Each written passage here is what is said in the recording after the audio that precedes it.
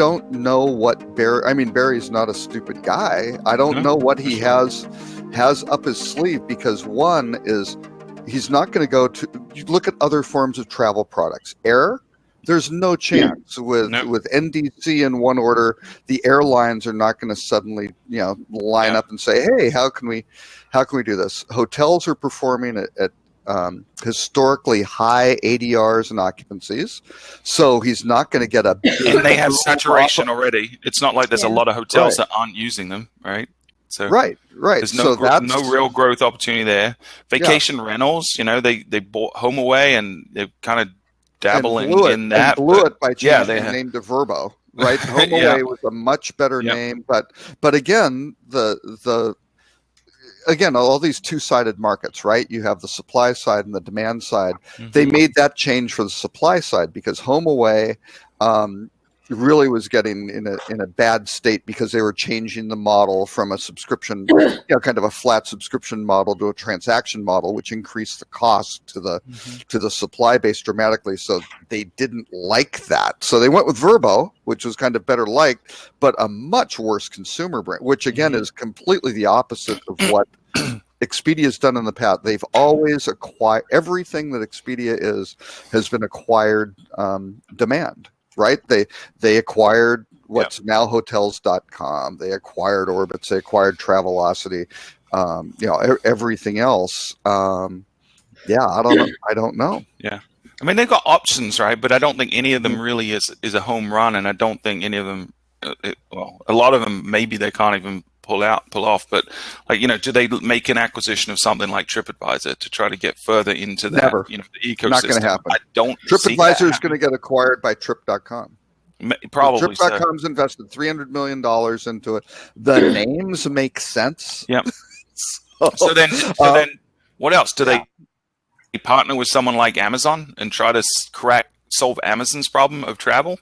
I don't see something like that happening. That was Amazon Travel version 1.0. Yeah. That didn't work because sharing didn't generate sufficient margins for Amazon and didn't really. I mean, that would be a great thing for Expedia, but for sure. But Amazon's not going to get. They're going to want a lion's share. They're probably unlikely, right?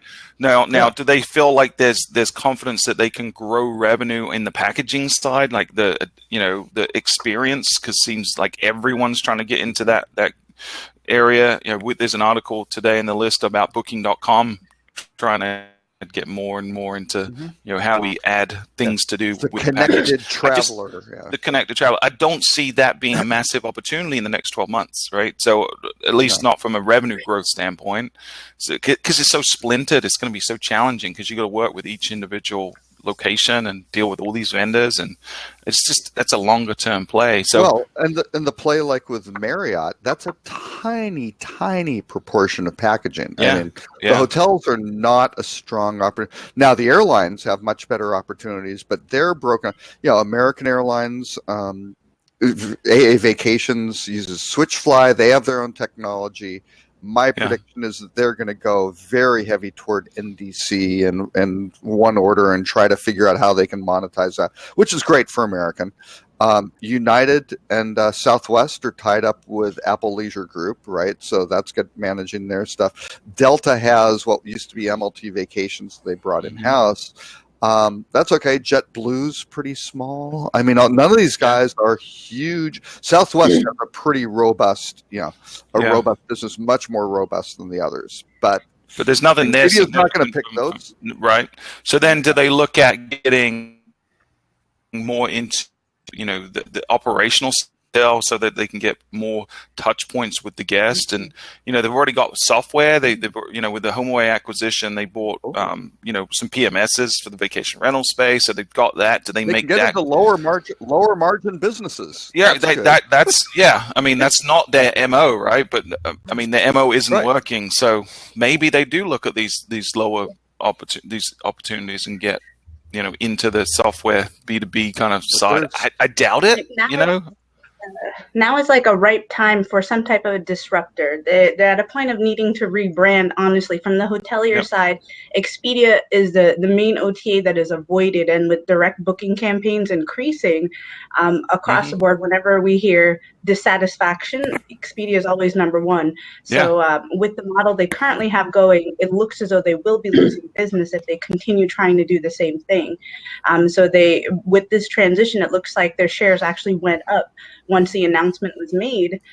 So now that they have this platform of open ears, folks are on their toes, waiting to see what's the next move. So it is a perfect opportunity if they are going to make a drastic change and attempt to be a disruptor.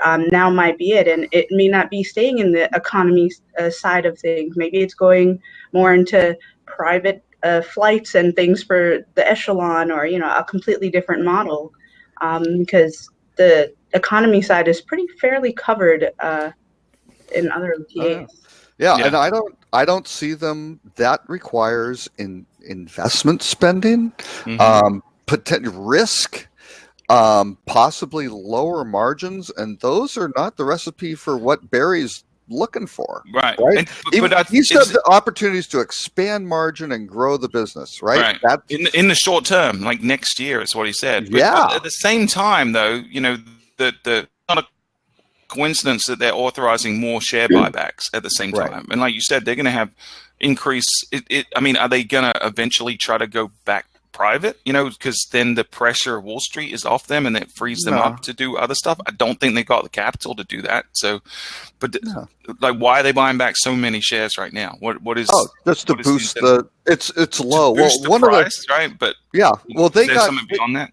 Wall Street unfairly treated them with the last bounce because of the Google stuff. I was doing some research. If you look, some really astounding numbers. TripAdvisor gets about 77% of their traffic through organic search, which is a huge proportion, right? For Google, and they lost 30% of their share value, right? When it kind of came out, the Google's shifting a lot of it to their own the traffic to their own product.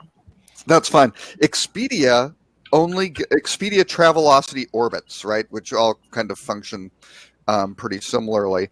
That's 31 to 35% between the three of them. Actually, Expedia's at the lower end, right? It's 31%. I think Orbitz or Travelocity was more at 35.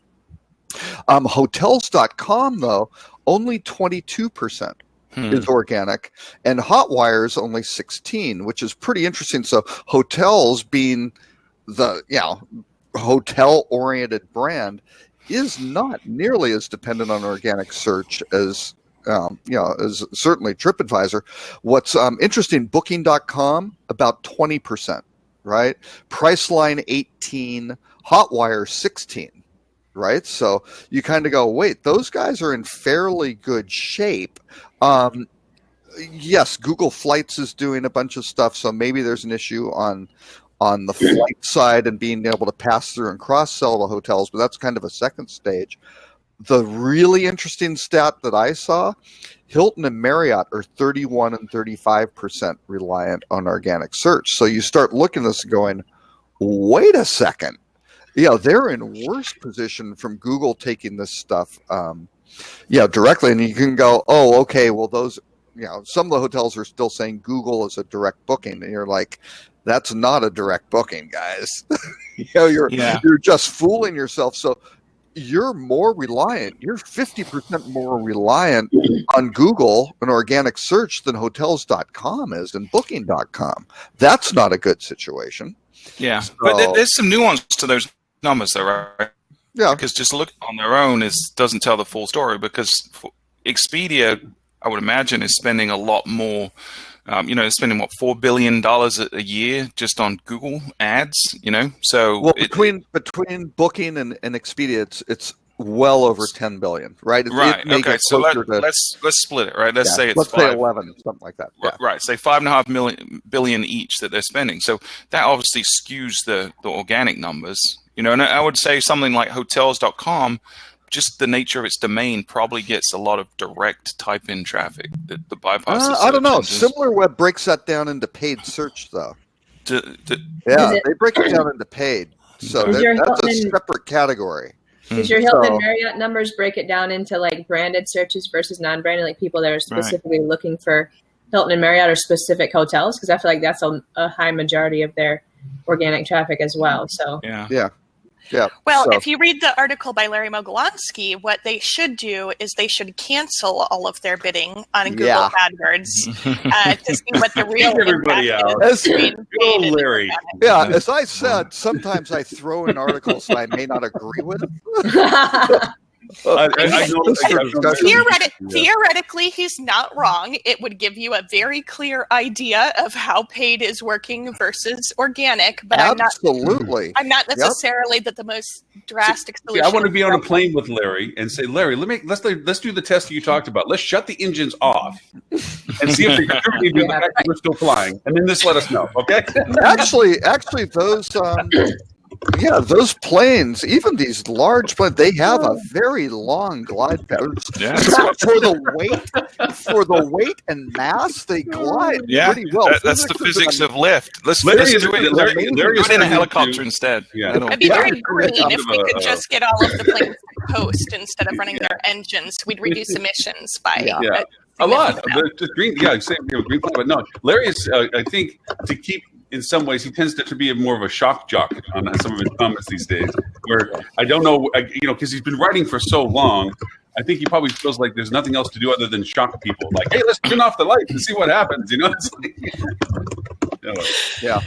I think it's interesting because he specifically said, it's been several years since he's been in hotel marketing, and it shows, right? Because his original evaluation of what hotel marketing is putting ads in newspapers. Right. Well, that was the definition of hotel marketing. Larry has been around since, Robert and him got together at the Manger and started selling rooms that night. But actually, when I was at Four Seasons corporate office back in the late '80s, Larry, I think, was in hotel marketing then. So that's probably the time frame that he's talking about. And some things have changed, I would say. Well, I do think it's interesting because back then marketing was much more, I think, regionalized. We didn't have the accessibility that we have today to reach people from really all around the world. And so that, I think, is a piece of the article that was really missed, is that there is a totally different tactic that you need to take when you're looking at international travel, when you're looking at even travel from the other side of the U.S. compared to in the 80s. A lot of people didn't have that kind of discretionary travel spend, but now travel's become more of a human right, I think, with the millennial and the Gen Z generations. And so it's really interesting to see the prioritization that they have on travel. Some of the big things that would do back then, you'd take your Amex co-op money and you could go buy Wall Street Journal ads and things like that, right? Oh, yeah. I remember that. And actually Liberty Go-Go Travel, I don't think they do it anymore, but they always, for decades, bought the last page of the New York Times Sunday travel section, right? And that was a big deal, right? I don't know, maybe they still do. Well, just put it in pragmatic terms.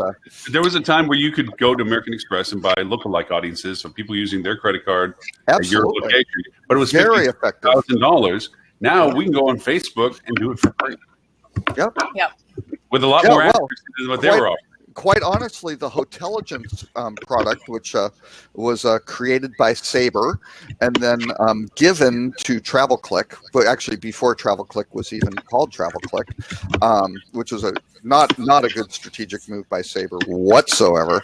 But that product was based on basically competitive sets that American Express, developed for the credit card processing, right? It was, and I know because I developed it. It was based, or that was the essence of it was, hey, you can do this with payment processing. Wouldn't it be better with transaction processing and some forward-looking booking thing? That would be really interesting, right? So,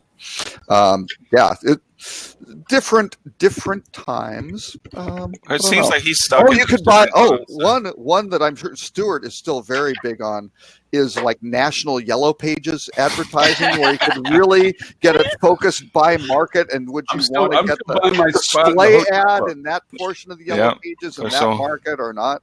Remember the hotel very book? Big thing for fuel travel. Hotel book. If you weren't in the hotel book, you weren't a hotel. No. That was Hotel and Travel Index. And again, Melinda Bush, who is still around, that was my first. I got a Hotel and Travel Index scholarship in college to get an internship with Four Seasons. That was my foot. I didn't blow the internship, and they offered me a job. So, my favorite marketing ploy, which is still in effect today with a lot of hotels, is much more simple. It's very cost effective. If you build it, they will come. So, we still see that in use today. Well, actually, Stuart's also a very strong proponent of fax marketing. That's really another one of the pillars of fuel travel. Very important. Yeah. Yep. Fax, yellow pages, sandwich boards outside. Oh yeah. Yep. Hold on as well. No, my favorite response to that is that I don't have fax because of where I live. Because I live in the 21st century. Nice. There are still in the merchant model, traditional tour operators, right? There are still groups that are sending faxes that are, and for a number of things. One is for credit card authorizations, right? Which is just insane. That should have been killed 18 years ago. But. Although still doing that, and for rate and for inventory updates, rate changes, things are still happening. Amazingly enough, we get faxes weekly basis from local restaurants with their blue plate special or whatever, and the ROI is high for them because if I go eat at a restaurant, I eat a lot, and I'm going to go back there a lot. So it's live and kicking fax marketing. It works well. We did have a large client fax us back a contract just about a year ago, and we were really, really surprised, and so was their supervisor. But anyway, it happened. I was saying I had a government contract which ended actually probably about a year ago, but with some very, very secure type requirements. Security requirements were very tough, and it used to be burn CDs and FedEx them sort of thing, or fax. But the irony of fax is so many people now have like e-fax and things like that. You go, do not do that. That's really bad. That's the worst.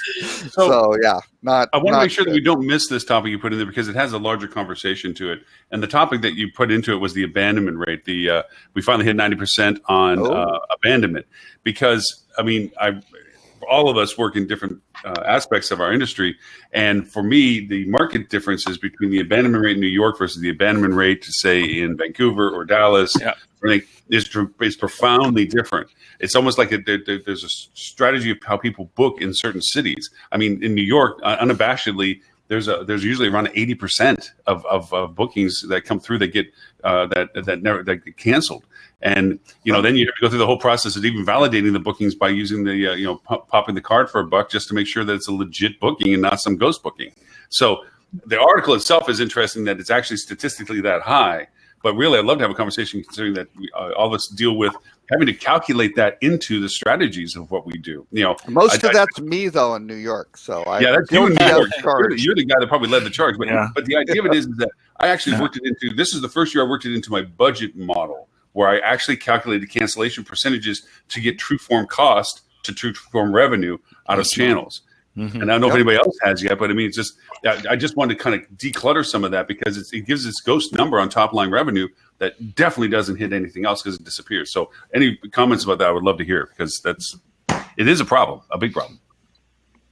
Yeah, and I would say, we don't, the types of properties we work with they tend not to be inner city. They tend to be more resort type properties, and we don't get the high cancellation rate that you'd see in a New York. But even with the types of properties we work with, the conversion rate or bounce rate of conversions is all over the place. Depending on ADR, depending on demographic, depending on their location, depending on how many rooms they have. I mean, so when you have articles like this, I don't know you can glean a whole lot from the number 90% in and of itself, right? And I think that metric is somewhat of a vanity metric in that it doesn't mean a lot on its own. You've got to kind of look at it in context and look at it as a trend over time. Like if you're optimizing your campaigns, you should be trying to reduce that bounce rate of conversion, and you should be trying to increase the stickiness of the website by making it faster and reducing friction and all that stuff. So I don't particularly like these types of articles because I think it can be when they really should just be focused on their specific conversion rate and their specific mousetrap and how can they improve it on a day-to-day basis.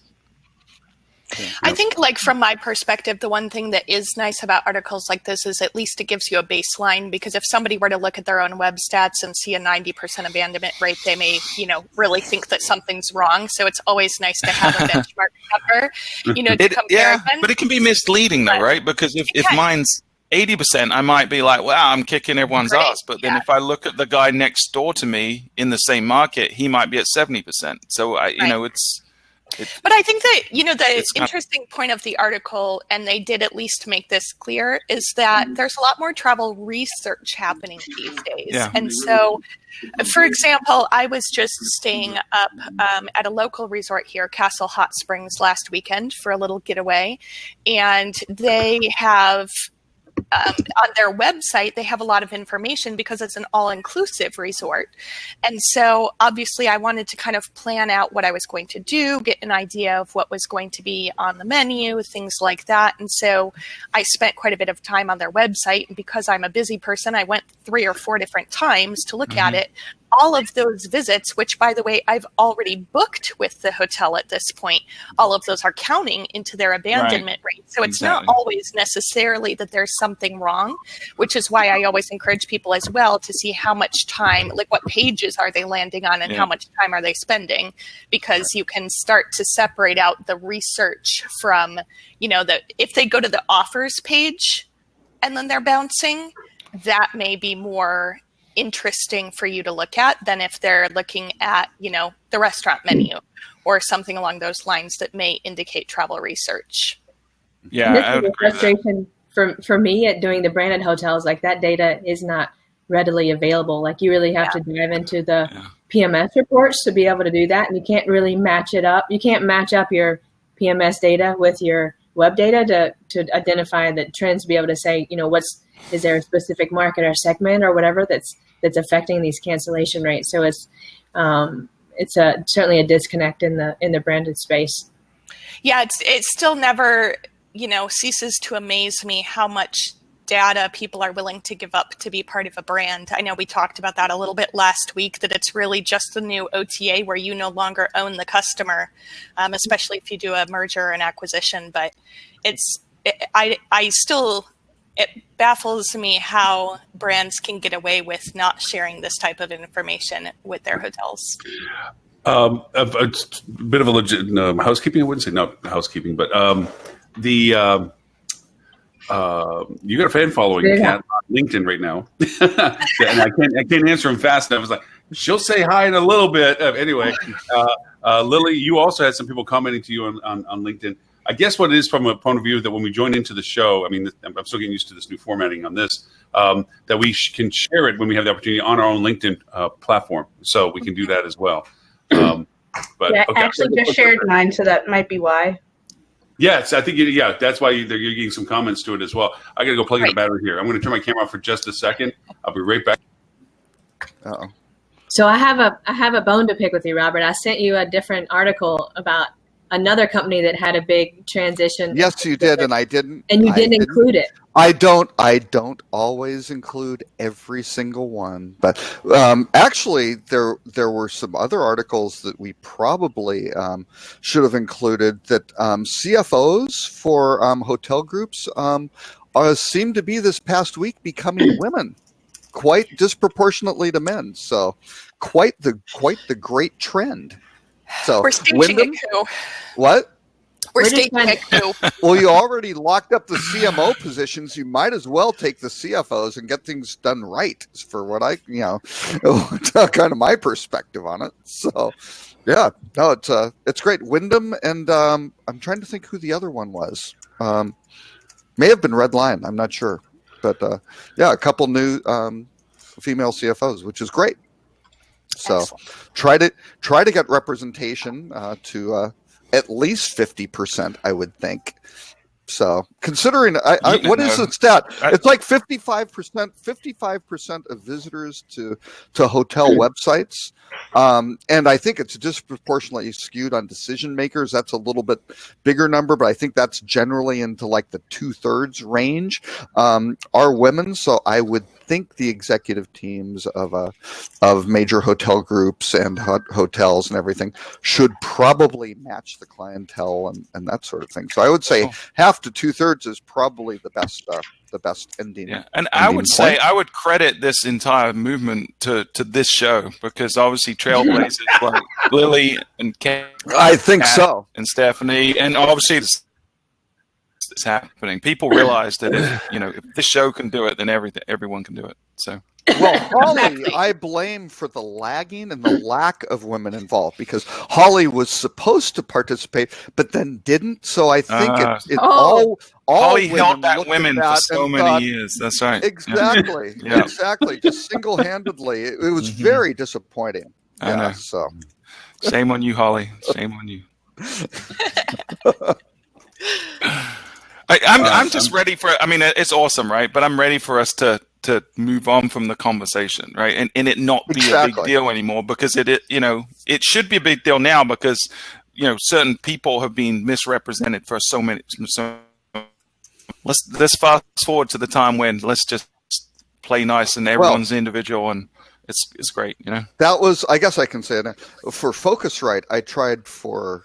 Last year, what I really wanted the hotel panel to be was all the CMOs, right? So it's like, let's get Dorothy and Kellen and, Karn and all these people, get them all up on stage, and then make it not about women in marketing or hotels or anything like that, right? Yeah. Just do the freaking panel, because they're all very, very good, capable CMOs who are doing great jobs. And then maybe at the very end, just go, oh, I just noticed something. Huh. What do you think? And then that's it. And then close, right? That was, but Focusrite couldn't execute it. Let me tell you, that's a little bit of a difficult road to walk to. We're looking at planning our convention and having at least a 50% female representation of speakers. But that means for my seat, I have to be somewhat discriminatory, but not in selecting speakers and approaching them. Of course, they would know the material, but it's the order in which you approach people. So it's a bit of a fine line. But I'll say next year that's something that we were looking at, to have a greater female representation. And it's not because they aren't there and they need to be seen. It's because they are there. And that's just the breakdown now. There's way more female executives in the higher roles. The strategy, I think, is you do a joint invitation to all of them, not one off, and go, here's what we're trying to accomplish, right? And maybe you send it to 7 and say, we want 5, but can we make this happen? And then all of a sudden, I think they see that and go, you know what? Maybe we should make this happen, right? I think that's how it gets done. But Stephanie, you want to say something? Well, I was just say there is an organization that's their sole responsibility. What's that? Is that Castell? No. I'm familiar with Castell, but this one is across all markets. It's an organization that just helps fill women's speaker roles. So companies will contact them, and they basically have a running list of the different openings across all industries, like just basically soliciting panel members and speakers for specific groups that are targeting women. But they allow men to put their information and profile on there as well, in addition to the to not be discriminatory, but it's primarily women on that website. Yeah. Well, and Focusrite has a big women in travel initiative, right? A women's leadership initiative, and they had a great turnout at the breakfast, on the Wednesday, which is kind of the main day of the Focusrite conference, things like that. But yeah, I mean, they should just be kind of doing that, especially for the hotel industry, which generates, as Stuart was saying, 70 or 75% of all intermediary profit. And the entire online travel industry is driven by hoteliers, and Kat, your owners, right, are driving that entire industry. So, well, as a compliment to AHOA compared to other associations, other associations sometimes try to limit the people on stage to being relevant to a certain type of only hoteliers or only the people that pay to play or something like this. I mean, that's how bad that is. You base it on merit of content. If they're a content subject expert, they get an opportunity to be on your stage, which is a large step ahead of a lot of associations. Lauren, you spoke at their conference. How is I was only a moderator. There's a disconnect there. What? I could be on the stage. I just didn't talk much. I was the eye candy. I was on the side. That would be the first. Put him in the corner, make him wave, and then the real people talk over here. The adults are over here. Yeah, we gave him the questions too in advance, so he just had to read this card. Kat, you had Lauren on stage where he didn't talk much. Right. Yeah. Really? But Wow. he attended other sessions where he quite robustly asked questions. Yes. I made it up elsewhere. I was like, yeah. I'm shocked that Lauren asked questions. Lauren's the perfect one at your conference where people tend to not sit in the front rows. Lauren is always there in the front, and it helps. It helps move people a little bit forward. So. Yeah, or scare them away. Either or, it can work either way. Hey, by the way, Stephanie, I doing all the road tripping that I've been doing because I just finished driving up to Orlando and Boca to do the HSMA Rocket programs. I got to listen to your podcast finally with Mr. Stewart, and I just want to remind you now. We've done 2 now together. Well, I go listen to the first one. But I just want to remind you, you have the control over his mute button now. See, you can just say, "That's all we need from you, Stuart. Thank you." Click, because when you rushed you at the end, I was in the car and I was visibly upset. Like, come on, Stuart, don't rush her. She's got 3 more points to talk about. Oh, that one. Oh, as presenters, can I mute Stuart right now? Really? Look at that. Robert, remember, it's a 2-edged sword. It's a 2-edged. That's true. Yeah, you don't want to start that battle. New platform. Yeah. Wow. But anyways, all right. With that in mind, ladies, what would you like? Since it's a pleasure to have any of you on at any given time, what would you like to choose as the next idea of conversation? Well, I was gonna say, I know you brought up Uber, and I wasn't. I know it's. Well, we do the rut row. We'll do that one at the end. We'll do that one at the end. Yeah, that's our rut row at the end. I know you got to learn the rules around here. There are no rules. Wait, rule? Yeah, we don't have no stinking That's rules. probably the only rule that we actually enforce. It's weird. That's actually, probably the only one we actually hang on to. Our feverish fan base, and when I say fan base, it's one, it's singular.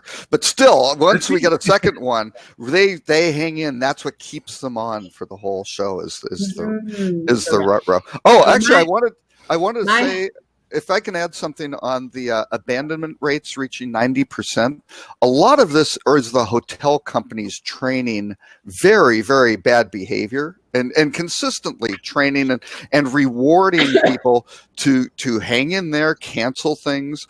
And again, I use the poster child is the HSMAI marketing conference. In January, it's January, I think 22nd, or Adrian's 22nd, conference is 23rd, right? So every year, it's now kind of a tradition. My wife will go up with me, and we'll kind of have a week in New York because we used to live there and stuff, and go visit friends and that kind of thing.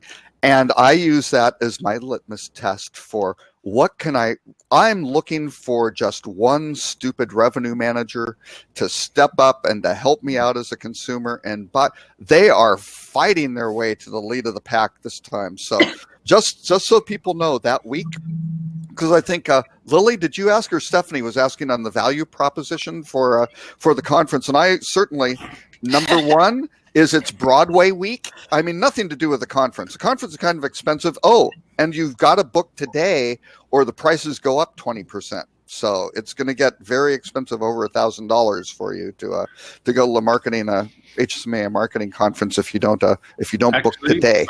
Robert, I think we have a little clout. I think if we were asked Julie very nicely that if there was a margin of necessity to offer a discount in an extended form, we should be able to get it for whoever we ask for. If you did that? No, you did that. You're her favorite child now. Me? I believe I'm paying full freight this year. I believe I'm paying full freight of $9.25 this year because I'm not speaking. So, No, I have to say that the main thing with the early bird rate cutting off right now is the agenda was just released. So being a data person, I am just now beginning to decide whether or not this has a place in my spend, although I actually realized I also have a conflict with travel to South America, so it depends if I can move that. But New York in the wintertime or South America? I know, right? It's such a difficult thing. Well, but here's what the hotels are doing now. So if you're looking for, let's say you want a 4-star hotel that has maybe 4+ TripAdvisor circles and maybe a 4+ rating, on a 5-point scale, so top 80%, plus type thing. And let's say you just want to stay in the Times Square Rockefeller Center area to be kind of near the conferences, which is at the Marriott Marquis. And you go and look at Hotwire, for example. The lowest price right now is Yotel at $70 because it's really easy to tell which hotels these are. $70 a night, which is pretty crazy. And earlier this week they were doing some Cyber Monday type things, so even on Hotwire you could get a further 11% off of that. So I'm staying actually, I think for Ryu, we're staying at a couple properties because we've actually decided to kind of do that. We change in the middle, kind of do the business one versus the leisure one. But we're staying at the Ryu for I think $79 a night, something and that was before the 11% off. And I think the Warwick was like maybe 80 or 89. And the Warwick's 4.5 stars, Fifth Avenue, great location. Crazy low, stupid rates. And I don't know, I behaved. I wound up doing the Cyber Monday issues or things because I don't think structurally those rates could go lower. I don't know, Lauren, can they? You do a lot of stuff in New York. You think they're going to go into the 60s for 4-star hotels? Actually, to be honest with you, because they all attack each other. They don't care. Yeah. I mean, Las Vegas do that too? Just with the competition, they drop pretty low just to generate the heads. Vegas makes sense though because they have ancillary. Revenue, right? You can get there's a huge value if you can get somebody into your casino. Yeah. Number two. In New York, you're dealing with a union-based economy, and it does put a pressure on occupancy demands or people because. The way that the relationships work is you have a minimum labor requirement that you're working with the unions on, and then you also have a compensation of loss of income compared to what you did as maintaining labor hours. So there's a tax credit to making somebody work even though you're losing money by having them work because it maths according to their contract what they do. So there a lot of the hotels, why you see this ability to dramatically just go under their actual costs in the market is because in a way, they make some of that back up from their contracts with union and their loss of income addendums and so forth. So that's why you see them do this all the time. It's like, hey, we'll drop it down to $40 if we have to, even though it costs them maybe $60 to clean the room, just because that factors into it. So weird things like that unique. But it's pretty amazing. Yeah, most of them are independents, but. Well, in Kimpton, I mean, the Ink is way, way out. I don't know if that's on 11th Avenue or something. It's pretty far west. But even the Hyatt Centric, and Hyatt Centric gets some pretty high ADRs. They're in there at $150. And that's just their regular retail. That's their bar rate now is like $159, which is pretty amazing. It's a low week. So.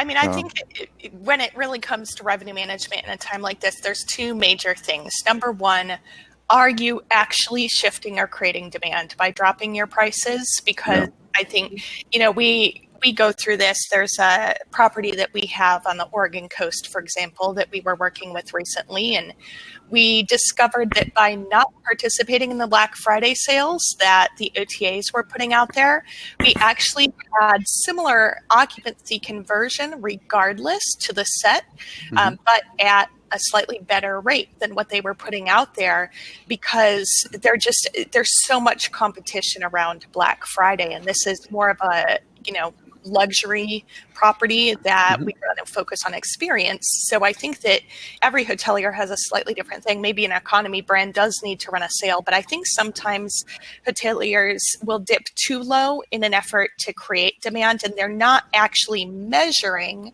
the return in occupancy, because ideally, if you're going to drop your rates by 4%, your occupancy should go up by 4%.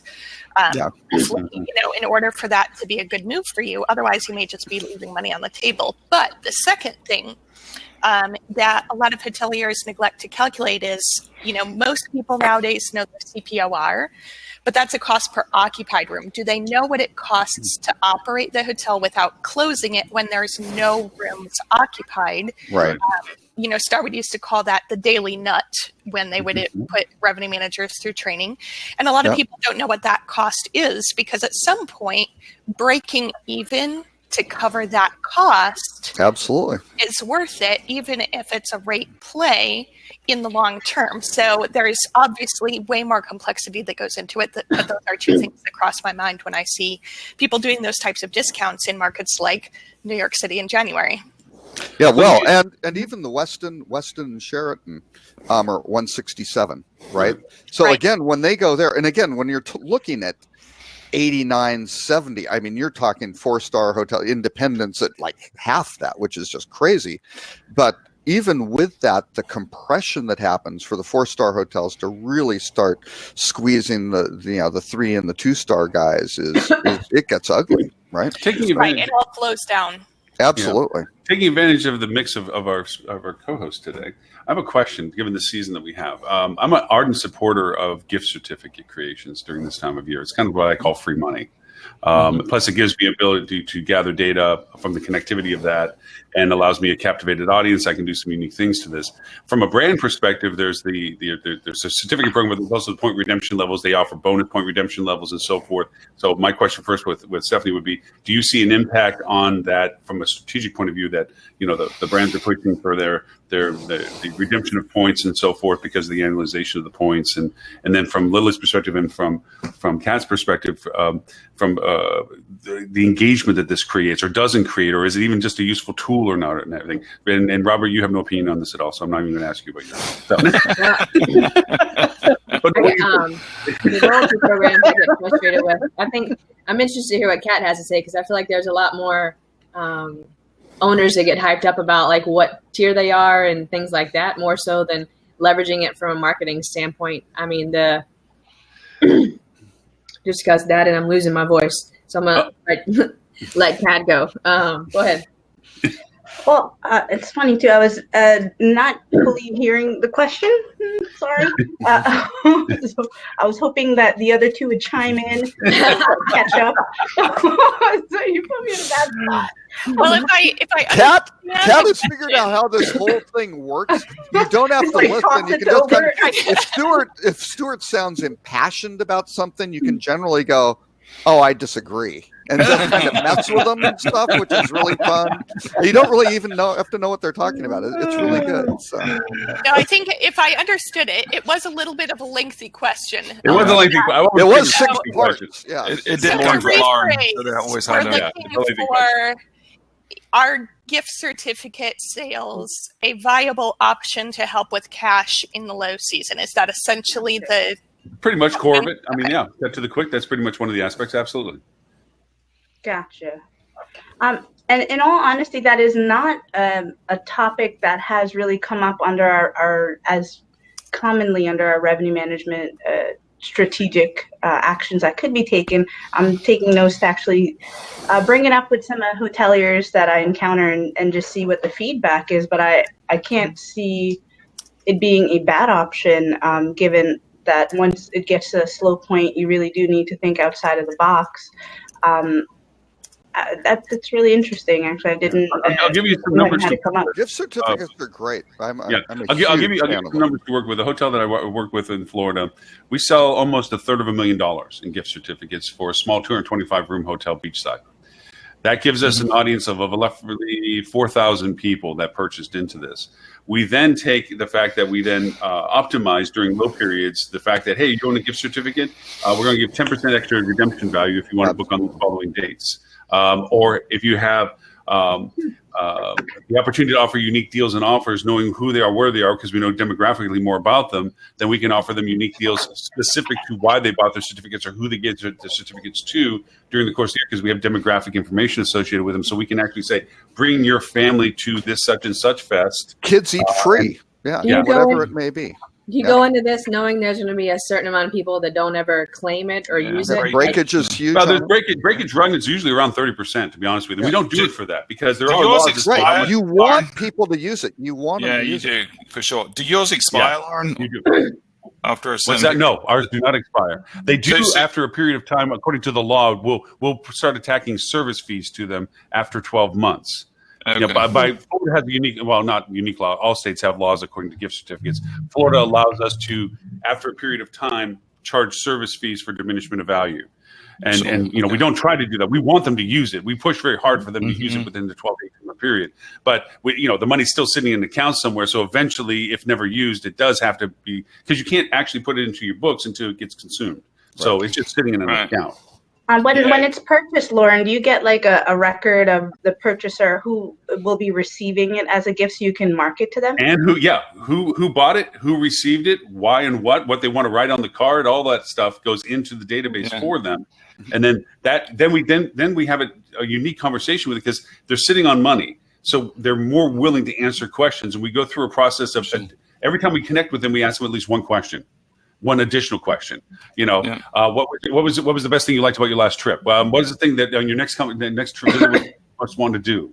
And we begin to try to create these profiles of understanding to them so that we know this is our family group, this is our romantic group, this is our older group.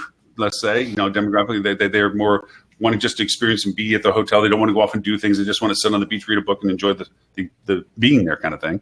And then we pick times of year that these are valuable commodities for us to push on them. And then we keep track of their usage of their card. And as they don't use it, we begin to get a little bit more communicative.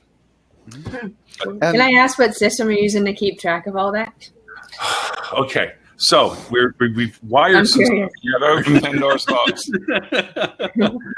Unfortunately, it's wire and duct tape. It's Zapier that we're using the links to pull the data out of the CRM. We're creating our own databases that are pretty much just straight up Excel breakdowns by category, and then we'll go back into the CRM. Yeah, it's painful. And then I use a platform called Presto Mart for the gift certificates because there's a no cost option to that. It's a free platform because they don't charge for the transaction. We manually process the card not present. So I mean, we're getting hit for that. How are you handling the redemption of the? Can they book it online, or is it it's literally a letter. And then what we have refined with this is every time they use a portion of their gift certificate, we will reprint a letter, not scratch and rewrite an initial. We'll reprint the next value, what's left on it at the front desk. So if I have a Rube Goldberg approach, yes. If I have a gift certificate and I want to book, what's the process at that point? Can I book online and use the gift certificate? You book online, but we, again, being manual to this, you book online, and then if you say you have a gift certificate, okay, then we reach out to you. You put your credit card on it until we call you. And then when we call you, you give us a gift certificate number. We look at the validation of the amount on it, or you just simply show up at the front desk and hand the card and they'll take it off. And they'll take it off. Yeah. There are easier ways to do it. Oh, there is way easier ways, but this is. But Lauren's involved, so he's never going to pick the easy way. No, exactly. And this has been going on for years. I mean, we've been doing this for years at this hotel. Yeah. And you get into this routine rut of what's familiar, and this is what's become familiar. I mean, there are automated services that are ahead. Oh no, the best way, if you can, is through your payment processor, because a lot of different groups. I'm a fan of Card Dog, who's associated with one of the larger payment processors. But if you can wrap it into your payment processing, you can do really remarkable things. I'll give an example. I can't really use a client example on it, but I can use a movie theater example. Marcus Theaters. I don't know if they do it for their hotels. Quite honestly, but certainly Marcus is like the 5th largest movie exhibitor in the U.S. They're very strong in the Midwest. But what they do is they have, when I was looking, this is a couple years ago, they had about 1.5 million people in their frequency program. So what you did was they had their thing, and if you had their card, the little number, your ID number, if you went and tried to book online, you didn't get fees, right? That they normally charge for booking a movie ticket online, which is great, good value there. On Tuesdays, which used to be completely empty, you got a $5 movie ticket if you were a member of the rewards program, and you got a free small popcorn, right? Which huge. You can't get a seat at these places on Tuesdays anymore because of that. This whole thing running with 1.5 million people, 1.5 full-time equivalents managing that program, because it was all going through their credit card processor. So it goes through the booking engine. They see the ID number. They go, got it. We understand that. The same way that your card works at a grocery store, right? That's mostly done through the payment processor. Outrageously efficient. And then you can just start doing promos, different things. And again, that ID can trigger things. That's how Shell does it now. Shell has fuel rewards, right? If you belong to fuel rewards, you automatically, if you put in your little ID or have your card, you can put in your phone number, whatever, you get 5 cents off a gallon. They do joint promotions with T-Mobile, which every Tuesday, because T-Mobile has their T-Mobile Tuesdays, gives you an additional 10 cents off a gallon. Right. So because I'm a T-Mobile customer, there's a Shell station pretty much next door to where I live. All of a sudden, we've changed our behaviors almost to go buy gas on Tuesdays, right? Because you save 15 cents a gallon. It's like, why wouldn't I do that? So this really powerful stuff, super efficient to run operationally too, which is great. And the data, because it's your payment processing, is incredible, right? Because you've got their profiles and you've got their actual credit card histories and the credit cards that are mapped to them.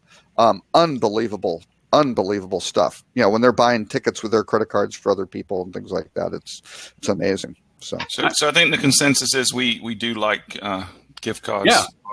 Good. And one thing, Lauren used the term captive audience. He's tested it. That does not mean hostages. Hostages does not work well. Right, Lauren? You found that didn't work out so well? Didn't work out well. It's not a good business model. Okay, good. Just wanted to make that clear. So Lauren, we used to, before we went hospitality focused in 2015, we worked with a lot of online retailers in gift cards, obviously in that space that are a big deal. But it really opens up, when you're doing things like gift cards, it opens up a huge opportunity for merchandising at certain times of the year. So, as a gift option last minute around Christmas, when, the husband forgot to get the wife a gift or whatever, sending out emails Christmas Eve or the day before Christmas Eve saying it's not too late to get that great gift. You can buy that vacation right now. Here's the gift card. And especially if it's electronic, they can print it out and then they can have something tangible to give to that person. The next day as well. If you're a honeymoon destination, great around birthdays, anniversaries, Valentine's Day, all those sorts of things. Huge opportunities. Yep. Again, sorry. I'm just going to interject for a second. I actually have to drop off. I do apologize. Oh, that's right. You had about an hour. You're right. You're right. Yeah. I'm at the hour mark now. But great conversation. Thanks for having me, everybody. And I hope my fans will continue joining me, whether or not I am present. Right. Follow me on LinkedIn. I jump back over there because it creates double audio for me. I'm over there and it's like, you go, it's like, what? Okay, Kat, you got a team. If people want to know more about you, where to find you, where can they reach out to and find you? The easiest way, if you want to email me, it would be at cat.m.speaks@gmail.com. As Lauren had mentioned, I work with AHOA, so you could also reach me through AHOA. But otherwise, I hope to be right here on Fridays with you all as much as I can, and share some great insights. So once again, cat.m.speaks@gmail.com. Otherwise, I'm sure everybody has Lauren's contact, so you could reach me through him. Well, or you go to timpeter.com for all things internet related or communication related. Yeah, timpeter.com is the place to go. So, Lauren, I think thank you very much for the time. Hopefully, we'll drag you back. Thank you. Well, thank you. Bye, everybody. Oh goodness! Hey, you know what? The road trip that I had, I got to listen to all of the updates of Stuart's podcast. I feel very smart with Tim Peter. And then there's other podcasts I listen to. One is called Searching to Wait, back up a second. So you feel smarter with Tim? Are you saying that you felt dumb from listening to us first? Oh, God, no. No, you're very entertaining. A really great co-host you had, Stephanie somebody, that was really rocking. Stephanie's episode was great. Insights, and all of a sudden, you had to go pounce on her parade and say, hurry up. Hey, it was a great conversation. It went over an hour. We figured, we had to stop it. But I don't know if you guys heard it or not. Stephanie and I were surprised this week. We texted each other, emailed each other. We were both on the Lodging Leaders podcast this week as well. So it was like, I don't know if you listened to that show, but they just take sound bites from a bunch of different people. And it just so happened that both of us last minute were asked to be on the show. And it was a whole episode where it's just the two of us and talking about we had no idea deals and stuff. And we had no idea until last minute that we were going to do it. Excellent. You know what? With this new platform, I'll figure out how to put it in there. I do want to make sure, like Lily, your site, and Stephanie, your site, I want to make sure that we can drop these little call to actions in on this platform. You're allowed to do this. We can actually put things in, so when we start talking about why we're here and why we have the opinion that we do, that we can actually bring that up onto the screen so that people can reach out to us as time goes forward. Robert has a business already. He's backlogged. He doesn't take any new customers or guests at all. Robert's just a very in-demand man, so he has no reason. Thanks, Lauren. Yeah, I hope you tell everybody that. Yeah, right. No, actually, Robert, I've been asked, are you going to accumulate your top 10 or your top, your curated lists and publish them at the end of the year? I actually got asked that at Boca when I was over there. At the end of the year? Yeah, they would like to see, is there a place they said that you're going to take all of your lists for the year and put it somewhere because they would love to be able to go and reference it. I've been meaning to do that. They love the lists. And they know we don't get them. I have been meaning to do that, and that's number 4 on my list. Right, number 3 is to redo my website, which I got about 70% of the way done over the holidays last year. Yeah, so I figure I can this year I'm going to get it up to at least 85%. So what's number 2 and 1 on that list? Number 2 is I've got 2 projects that I'm working on for clients who are paying me, and number 1 has to be the unique hospitality identifier. So I was up at 7:30 this morning, co-chairing a work group for HTNG with 10 people on it, who were just going full. We were talking about database schemas and use cases and relationship. Yeah, just really fascinating stuff. So I got a bunch of stuff that I got to do on that for. See, Stephanie, Stuart does let people hit their final top 3. It's not just that he cuts you. Just yeah, exactly. Hey, it was a ploy to drive people to the website to read the show notes. Exactly. Let it go, Lauren. Let it go. He does do a good job about doing show notes. I'll give him that.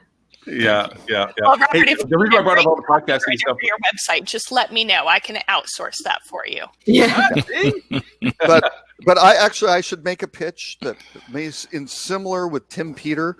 Our business models are we very much like high compensation, low effort consulting projects. We are very, very interested in that with recurring revenue subscriptions. Actually, the ultimate recurrence. Yes, that's Tim and I. That's the sweet spot that Tim and I are both heavily competing for that market. Yeah, right. Yeah, well, I have to give kudos to Stephanie for having the most thematic background for the season with the Christmas tree. That's very nice. Yeah. Right. You brought it. No, the reason why I brought up the podcast is a podcast I listen to also called Search Marketing Live, and they were bringing this guy that follows all the patents and trademarks associated with Google and Bing and everybody else. And this guy's older than Robert, which is saying something. Wow. And he brought up the fact that we need to stop thinking about, with Bert and everything else coming through, that of terms and words, but rather that we have to look at ourselves as entities. That Google is looking at us as entities. What is our business entity? What is our person's entity? Because if they're wrapping us around over and over with our individualities, with the information they know about us. And that is becoming a much larger indicator as to what the results of what we get shown are, in as much as how we're actually asking for those results. So it's not just simply how we're asking the search query, but who's asking the search query begins to dictate this. And I thought it was a very profound statement to say that, because it does shift a lot of the development concepts associated with websites for hotels or businesses in general, but in hotels in particular, that it's not just about what you want to say about yourself. It's about how you're saying it about yourself as to who's reading it. And so you almost have to have variant flavors of content associated with yourself that reflect the possible demographics or types of people that would be interested, down to the type of verbiage you're using, to the imagery you're using, even maybe having multiplicities of pages that are referencing. I threw that out in front of you, Stuart, because I mean, you're the abject, you see these things. So what do you think? Yeah, well, like most things, when you go on for like 5 minutes, I understood like 70% of what you just said. But entities. So when Kat earlier said she didn't hear the question, what she was really saying is, I have no idea what you just said. Because it started out with a few words with blah, blah, blah, blah, blah. Use these big words, right? But yeah, I agree. I mean, I think the industry in general has shifted away from keywords for a long time, right? I think that's what Google tried to push us in that direction by taking them out of Google Analytics, and that was a good indication that the keyword isn't as important. And because we see, so with things like BERT in the understanding the semantics of what the query is and the intent of the query, and how everything's going more mobile, more conversational, I think we certainly need to reevaluate our content strategy in the content across our entire website, not just, the articles we're creating, but how we're answering questions throughout the journey on every page of the website. So yeah, I sort of agree. I don't know if I would go as far as what you kind of touched on, which is for different audiences, maybe tonally changing the way you're answering questions or the verbiage you're using. I don't think that makes sense. I think it's more about being an authentic expert on your domain in saying, this is what we know. This is our realm of expertise, in just going 10x on that kind of content to make sure that whatever the question is that is relevant to that consumer that's looking for you, you have the right answer, and it's written in a way that's easy to digest, easy to understand, is going to hit the most people. I think there's a way to do it right, though, instead of in terms of like serving up the right content for the right person. I mean, like maybe it's in small, maybe it's not brand new content, because a lot of people are still going to be focused on whatever, the pricing, the amenities, the location. But if you know that person, if it's over Christmas and they're searching for those dates, and they're likely, enough about them as an entity to say they're traveling with their family, then maybe you would prioritize their offers or, about your holiday stuff. But if they're looking on Tuesday, Wednesday peak dates or something, and something about the entity that their pattern is that they travel. I mean, I don't know if the data is there or supports it, but hypothetically, you could serve up different things. Yeah, for sure. And I mean, you kind of touched on, personalization throughout the journey. And we try to, anticipate based on what we know about any given consumer at any given time. And that could be how many people are traveling. Are they traveling with kids or not? How long are they staying? Are they going for a specific event? Did they pick a specific package? What other pages have they looked on the site? So we have a tool internally. We partner with a company called Blue Shift, where we're aggregating all that information into the CRM, whether we know who it is or not, whether they've unveiled themselves, provided an email. We're still collecting and aggregating that data. And if and when we do get an email address or a mobile number or some way to communicate with them, we then leverage that in terms of our one-to-one communication and trigger messages based on that. In that simplest form, that could be a shopping cart abandonment email. But in the most complex, it could be driving an article that is the top 10 things to do in December, because that was the dates that they selected or something like that. But we also started experimenting with what you're talking about, which is now using the data, whether they've unveiled themselves or not, to push back the experience on the website and customize it based on what we know about that person. Now, I think you've got to be really careful with that. Right? You don't want to take away the stuff that's relevant to everyone and replace it with stuff that's relevant just to that one person, because you may make the wrong assumption, and then you may end up harming the relationship or reducing the chance of them converting. So we're kind of treading into it cautiously, but I think certainly the more you personalize the experience and customize it to the individual based on what you know, I think the more effective you're going to be at building a relationship long term. And that's what the whole podcast is probably about Google and the entities being more personalized in terms of understanding the full circle, which, I mean, they've been heading in that direction for a long time. But now that Larry Page and Sergey Brin have stepped down from Alphabet, we'll see what happens. Yeah, it's a new era for sure. Maybe they'll go take the job of Expedia. Who knows? I think that's a much bigger move than the Expedia guys. I mean, no offense to Expedia, but that's the co-founders of Google. It's certainly going to have a bigger impact on society than the Expedia change for sure. They have a lot more control over how things are perceived in terms of just what shows up for search results in terms of news and everything else than Expedia. Yeah, for sure. Lauren, a couple of weeks ago, you'd mentioned about that Milestone had done a really good webinar on BERT when it came out, and I went and watched it, and it was really, really good. You're right. And, they're a competitor of ours, but they do really good work. But one of the things they were talking about a lot was, how people are freaking out about BERT, and that coupled with how many zero-click search results there are now, where the rich snippet or the answer snippet is solving the question, the query that someone was posing to Google, and they're not even ending up on the website. But the example that we're given is, if I search for, is the Breakers Resort in Myrtle Beach pet friendly, or does the Breakers Resort allow dogs? In the past, I think marketers wanted to drive that traffic to the Breakers Resort website, right? But now I think people are looking at Google as, well, Google's answered the question, which has solved a problem for that consumer, which nudges them further down the potential funnel of conversion. So it's okay that Google answered that question. It just means that now you've got to try to figure out, once they've answered the question, what are they going to do next? What's the next? Where is that transaction going to happen? AKA, what do they go back and search after that? Is it now reviews? Okay, now I've qualified the Breakers Resort because it does allow pets. Now do I go search for reviews of the Breakers Resort, or what the check-in time is, or whatever it is? So, and you can find the Google reviews, right, which are aggregated by Trust You, and then you're still in the Google property. And that's getting back to the Expedia issue. That's the problem, right? Google's just taking up more of the oxygen, and you're going to have to pay for your traffic. Right. You brought up a very good point, because this has been something that since that webinar actually that made me think about these things in the sense of a strategy change. Is now should I do some very long tail paid ads that are trigger ads associated with things like that? Say, for instance, take your example of, is the Breakers in Myrtle Beach pet friendly?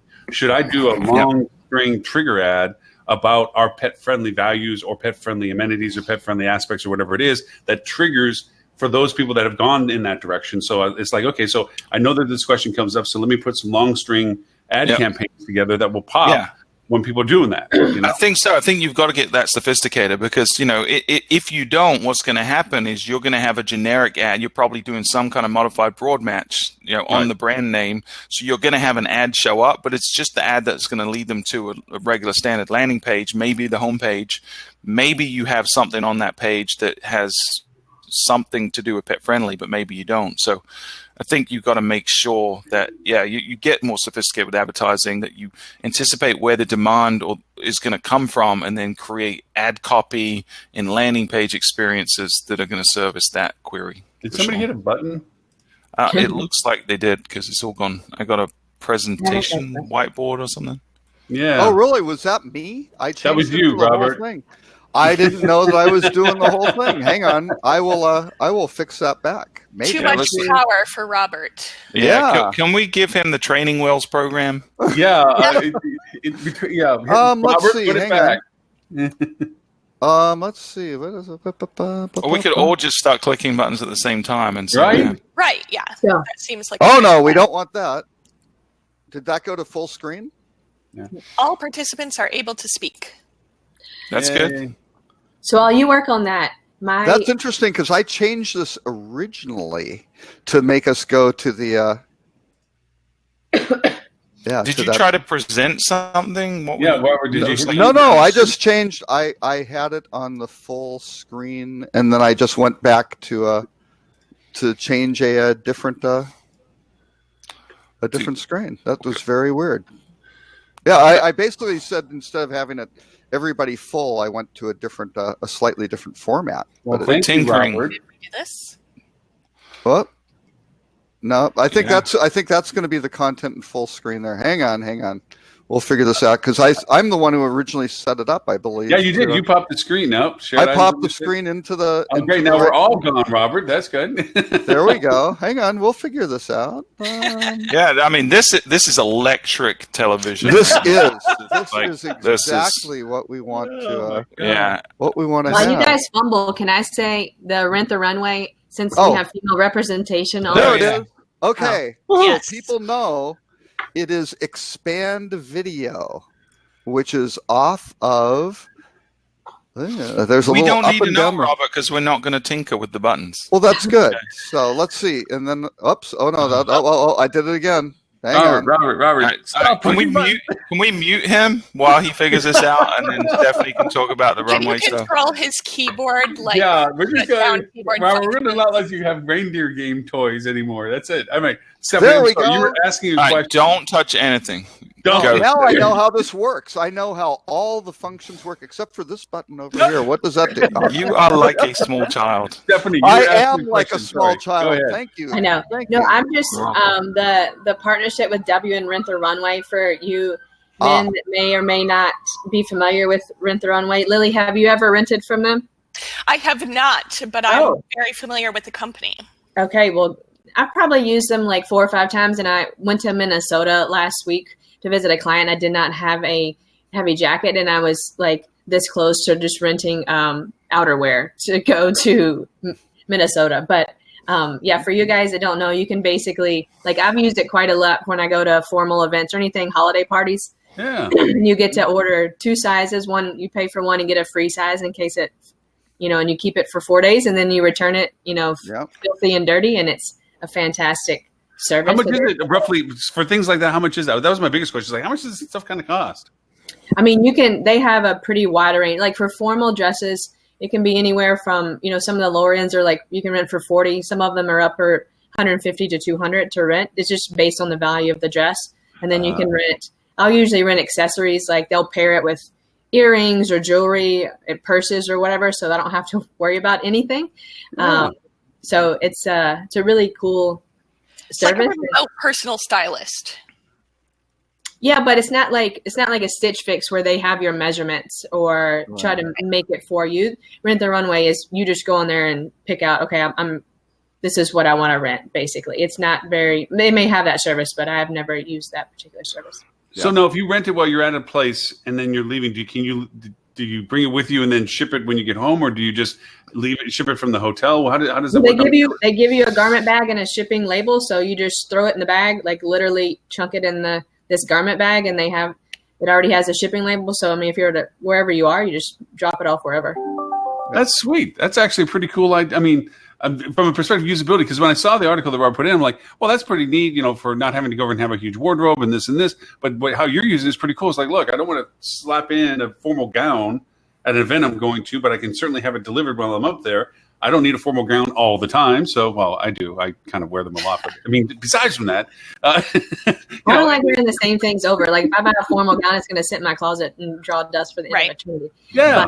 Right? Yeah, and I think this whole program is really smart for them because this is coming really on the heels of they want to reinvigorate the W Hotel brand because they realize that the in crowd isn't quite the same as it used to be. Right. And, just decorating everything in purple and silver isn't going to do it for them anymore.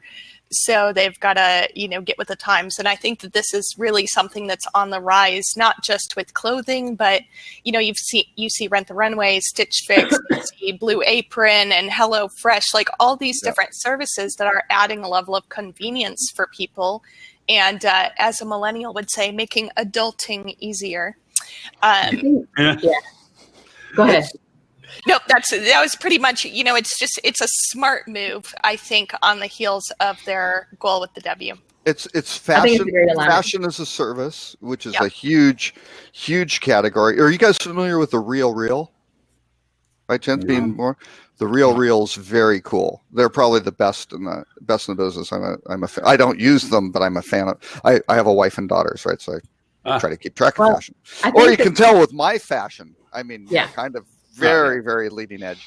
But that's certainly one aspect of it. And all these things that you can do to make it easier for your guests luggage and all that stuff. You can wind up doing some very, very interesting, convenient things for your guests. I think that's what was probably not promoted well in the article is the idea or notion of baggageless travel. Like if I can show up at the hotel and there's a closet of things, whether it's workout gear, formal gear, or something else that fits me, that I don't have to bring a suitcase, or you know what I mean? Like that mindset to me is awesome. Yeah. And if they really want to, it's just like the less I have to worry about is awesome. If they really want to target me, they won't tell me I don't have to pack. They'll tell me I don't have to unpack when I get home, because I kid you not, I have 2 separate suitcases in my bedroom right now, still packed from prior trips. Which is not hard to do, but it's just one of those things that goes by the wayside as soon as I get home. But just think of all the space hotels. It's almost like Amazon, right?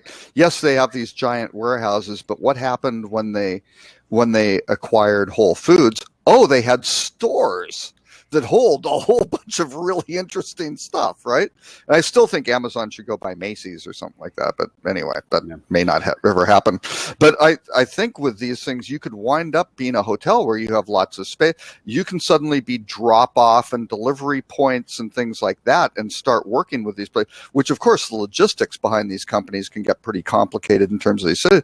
And if you have a big hotel where they can go to a centralized point, you may be able to start doing something very, very interesting. And again, not necessarily like Amazon acquiring Whole Foods, but all of a sudden you start getting this, you can get that within a couple hours instead of having to reserve it a day in advance or whatever the logistics are, or return it. You just drop it off. I mean, you can do some really amazing stuff with this.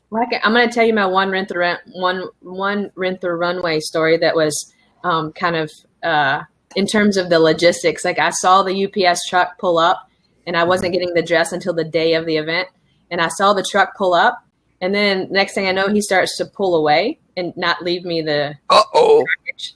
So this is when I'm living in Florida. So my office was looking out to the street. So next thing I know, I'm like full on sprinting down the road, chasing the UPS truck. Like I know that my package is in there. Like you're gonna find this package from your truck. Oh yeah. Hey, I have a question coming hot off of the presentation thing from Orlando and Boca.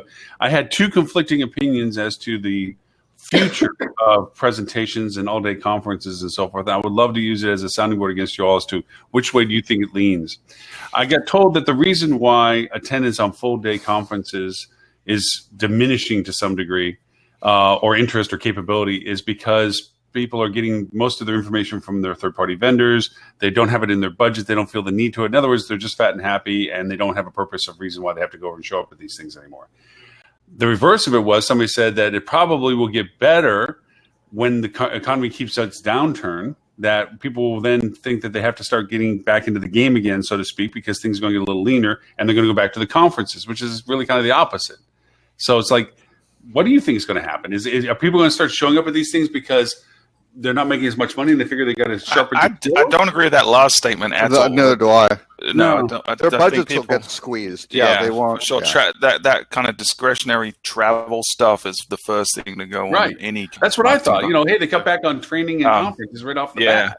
I think there's a couple of things at play. I think one is, I don't know what the number of actual attendance is, on aggregate, right? But I think there's a lot more competition for summits and events and conferences now than there ever has been. There's a bazillion to choose from. So that might be creating a perception that fewer people are going because each individually has fewer attendance. attendees. But I also feel like, I don't know about you guys, but I feel like it's been a long time since a full conference has really knocked my socks off. And I felt like the value was unbelievable. A lot of them are just their echo chambers and regurgitating the same things that we've been hearing for 5 or 10 years now. So I think, those two things are at play from my perspective. I don't know what it says about me, but the exact same 2 points that Stuart just made popped into my head, so I'm in full agreement with him. It says you're crazy like me. That's what it says. You should seek help. There's medication. Right. We sponsor conferences from time to time, and just by virtue of that, I'm not always able to attend the sessions, but I'll occasionally, a headline will catch my eye, and I'm like, okay, I really want to be in there for this session. And 50% of the time, at least, I am disappointed that I stepped away from the booth. And that should not be the case. I mean, we really need to step up our game, which, again, I guess my third one that Stuart did not mention is that some conferences only put out their agendas the week of the early bird pricing expiring. Wow. And that's so, why for HSMI. I love it. No. I think but I do, it's I think true. that it's across the board. I mean, it's the same thing like with hotels who put out their Thanksgiving dinner menu on October 10th. Like, we're just, as an industry, we're often behind the eight ball. Yeah. And I think that, to your point of there being a lot more competition, the people who publish the best agenda the earliest are more likely to get the spend. So I think it's very much like, everybody's talking about how occupancy is declining next year. Technically, demand is not declining. We've simply caught up to supply. And I think that it's similar in conferences and really across the board. There's not a decline in my mind. There's simply a spreading out of the demand. Yeah. And I can say from international. Robert, hold on. Go ahead. No, I was just saying, like, within the branded portfolios, like, you have your mandated brand conferences that you have to go to, and then you have these, they're rolling out X, and you have to do this mandated training. Right. So from at least from that whole bucket of hoteliers, they already have between local trainings and then the brand conference, they've already got 2 or 3, maybe 4 things that they have to do. So they're like, I don't have the energy to go and do something outside of what the brand already offers. So I think that's a frustration, at least in my world. Yeah, Robert, I'm sorry, go ahead. No, this was going to be one. It actually came out this morning, so I was going to do it for next week, but maybe I will. We'll see if it's a slow week. But U.S. Or Brand USA came out and basically said that the U.S. is losing share in terms of long-haul travel markets, where global long-haul travel is supposed to increase 4.8% next year. U.S. is growing at 2.4%, so basically half that rate. So U.S. share has actually declined to 10.4% from 13.7% in 2015. I mean, that's like a 25% drop in share, which is really, and that's partially what's causing impacts on places like New York, right, which are so reliant on international travel. But New York's down 46% international travel year over year. Right? Yeah, it's really it in some sectors, especially the ones relying on international guests, it's ugly. So let me follow up with a question. Call and I got to jump off, guys. So thank you, Stephanie Smith. Thank you. Marketing. If you want to know more about you, where can they find you? What do you do? Stephanie Smith, cogwellmarketing.com. You can find me Stephanie Sparksmith on LinkedIn. I'll see you next week. Bye, guys. Excellent. Thanks, Stephanie. Bye now. Bye. So as a follow-up, what makes a good conference? I know the content's relevant, but is it action items? What is the key? Well, I think it's got to be content, right? And also that networking thing. So if you look at HSMEI's marketing strategy conference, which I do think in generally is one of the, if not the best conference that I attend on a regular basis, it has both of those really well done. Like, there's plenty of opportunity to mingle and chat and meet people. You get a massive hug from Lauren if you show up, and that's always a joy. But you do have to listen to his questions after every session, so that's kind of a trade-off. The content tends to be good. They're thoughtful in putting together the agenda. They get top-notch speakers, and they try to push the topics a little bit more than it's not vendors up there doing a really badly failed sales pitch, right? It's people actually providing case studies or having really interesting debates and discussions. But I think they could push it harder. Like, I'd like to see more controversial debates up there. Absolutely. I was really disappointed. Ed and I were scheduled to do the OPMA conference a couple of weeks ago. We were scheduled to do a not so presidential debate, is what it was called, where we were going to be told ahead of time what the topics were, and then we'd have to argue one side or the other, but we didn't know which side we were going to argue up until right at the time we started. So I thought that kind of format is taking a risk, but it's something that's a little more interesting and thought-provoking, and I really always appreciate things that make me think differently than I thought when I started the session, right? When I leave that session having been changed and having new ideas, that's the content that really resonates with me. I completely agree. And I think, healthy disagreement among panelists, those are my favorite. I'm much more likely to attend a panel than I am a single speaker, to be honest, because you get a variety of opinions. And generally, even if they agree as a whole, I mean, it's not that much different than what we're doing here, right? Like, we all have a slightly different opinion, and that's what makes it interesting. If we all just sat around agreeing with each other, there wouldn't be much of a show. And so I think that, it's really important that it's well researched, it's authentic. I do think that, sometimes these conferences fall into having the same people speak over and over and over again, year after year. And while they are really good speakers, I also think there needs to be more diversity. I love the lightning rounds that HSMAI has been doing at ROC, for example. Those are very interesting because you get a wide variety of topics in a short period of time. That's a great format. I also like the interactive ones, but they have to be done really well because most of the ones that I've been to have kind of fallen flat. I remember one I went 2 years ago, and I don't even remember what conference this was, but it was like, let's talk about some of the biggest failures and how to overcome them. And it wasn't well publicized that this was going to be a group activity.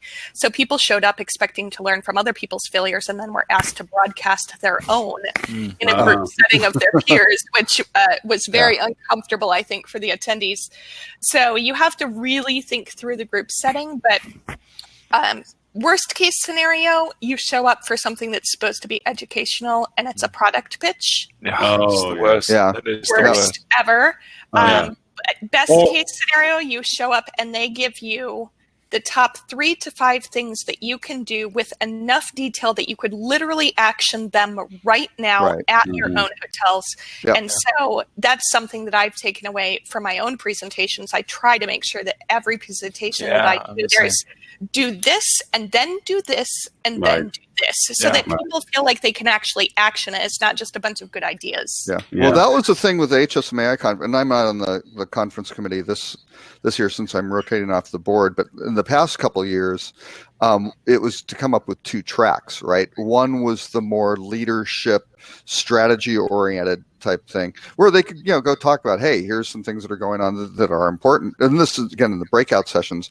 And then the other one was the more practical, hands-on, case study, with hard takeaways, right? And you wanted takeaways from the leadership one and the strategy ones as well. But to really focus so people, and then to organize them in a manner where there was enough breadth and you didn't have competing sessions where you go, oh, I want to go to both of those. You can figure it out if you put some right. You're not competing it. Well, I'd add to the worst list is having somebody speak that's not the subject authority, just the person that wrote a check. Hate those. Oh the other is again to your point, the board that all they do is nod their heads in agreement with each other as they continue to talk. Well, panels, The other is the technology fall downs where horror stories for me is like I remember when I was the keynote for the digital marketing conference years ago when I was chairperson, and I was brought in a software to make a mobile app live. Problem was we didn't have enough bandwidth on Wi-Fi to really pull it off. Right. And so it turned into a fiasco of hand puppets for me, because we're trying to get this thing loaded and it's just sitting and twirling because everybody else in the room is on the same Wi-Fi. I'm trying to ask people to shut off Wi-Fi's and this because we're trying to get the software to run. And I'm sitting there going, we didn't think this through too well now, did we? But live demos, that's the same sort of thing. If you're doing a product pitch or something like that, it's like, no, just use a piece of technology where you can go through, and there are lots of things to mock things up with the user experience where you can click through and have all the things, and you don't have to ask somebody in the audience for a destination to do it live. You just go through and show them what it does and eliminate the risks. So, well, let's hit the ruh-roh. Yep. Sorry, go ahead.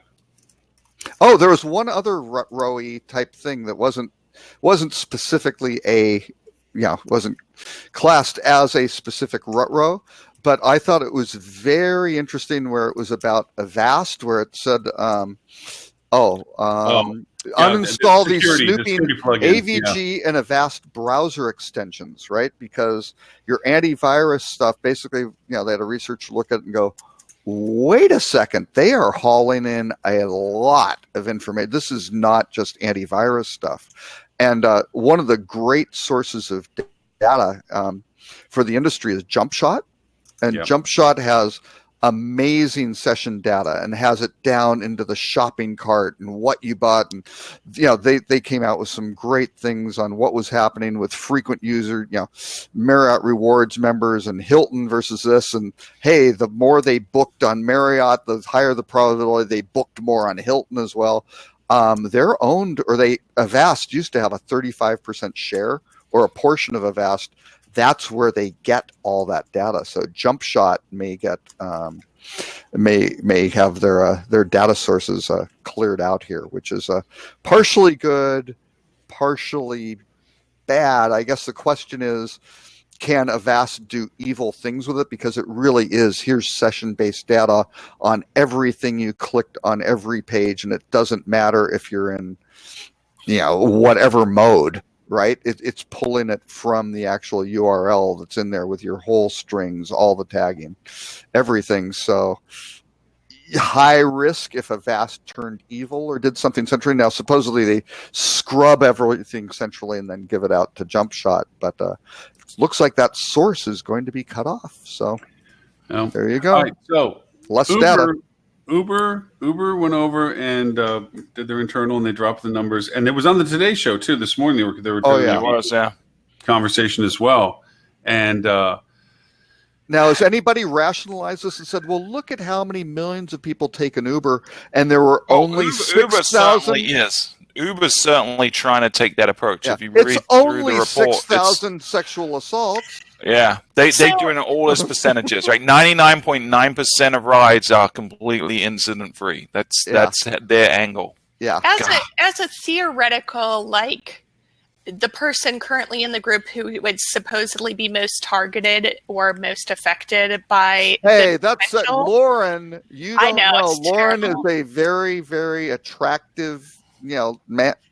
Well, I think he's the kind of victim that just really people. It's a silent victim. They're worried about being smothered by his bear hugs. Though.